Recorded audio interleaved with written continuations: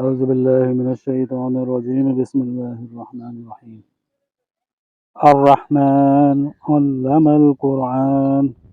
خلق الإنسان علمه البيان الشمس والقمر بحسبان والنجم والشجر يسجدان والسماء رفعها ووضع الميزان ألا تطغوا في الميزان وأقيموا الوزن بالقسط ولا تخسروا الميزان والأرض وضعها للأنام فيها فاكهة ونخل ذات الأكمام والحب ذو العصف والريحان فبأي آلاء ربكما تكذبان خلق الإنسان من صلصال كالفخار وخلق الجان من مارج من نار فبأي آلاء ربكما تكذبان رب المشرقين ورب المغربين فبأي آلاء ربكما تكذبان مرج البحرين يلتقيان بينهما برزخ لا يبغيان فبأي آلاء ربكما تكذبان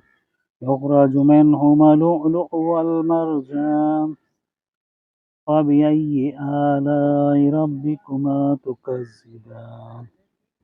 وله الجوار المنشآت في البحر كالأعلام فبأي آلاء ربكما تكذبان كل من عليها فان ويبقى وجه ربك ذو الجلال والإكرام فبأي آلاء ربكما تكذبان يسأل من في السماوات والأرض كل يوم هو في شان فبأي آلاء ربكما تكذبان سنفرغ لكم أيها الثقلان فبأي آلاء ربكما تكذبان يا معشر الجن والإنس إن استطعتم أن تنفذوا من أقطار السماوات والأرض فانفذوا لا تنفذون إلا بسلطان فبأي آلاء ربكما تكذبان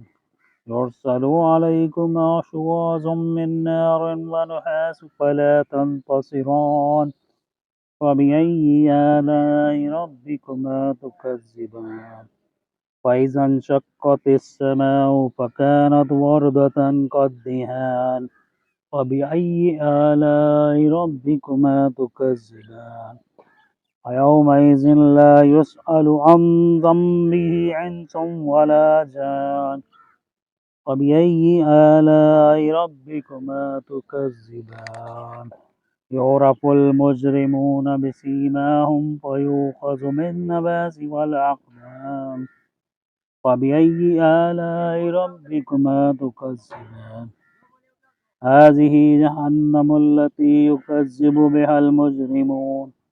يطوفون بينها وبين حميم آن فبأي آلاء ربكما تكذبان ولمن خاف مقام ربه جنتان فبأي آلاء ربكما تكذبان ذواتا أفنان فبأي آلاء ربكما تكذبان فيهما عينان تجريان وبأي آلاء ربكما تكذبان فيهما من كل فاكهة زوجان وبأي آلاء ربكما تكذبان متكئين على فرش بطائنها من استبرق جنتين دان فبأي آلاء ربكما تكذبان فيهن قاصرات الطرف لم يطمثهن إنس قبلهم ولا جان وبأي آلاء ربكما تكذبان كأنهن الياقوت والمرجان وبأي آلاء ربكما تكذبان هل جزاء الإحسان إلا الإحسان وبأي آلاء ربكما تكذبان ومن دونهما جنتان وبأي آلاء ربكما تكذبان فيهما عينان نضاختان فبأي آلاء ربكما تكذبان فيهما فاكهة ونخل ورمان فبأي آلاء ربكما تكذبان فيهن خيرات حسان فبأي آلاء ربكما تكذبان لم يطمثهن إنس قبلهم ولا جان فبأي آلاء ربكما تكذبان متكئين على رفرف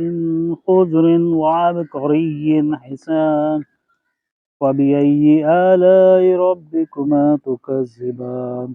تبارك اسم ربك ذي الجلال والإكرام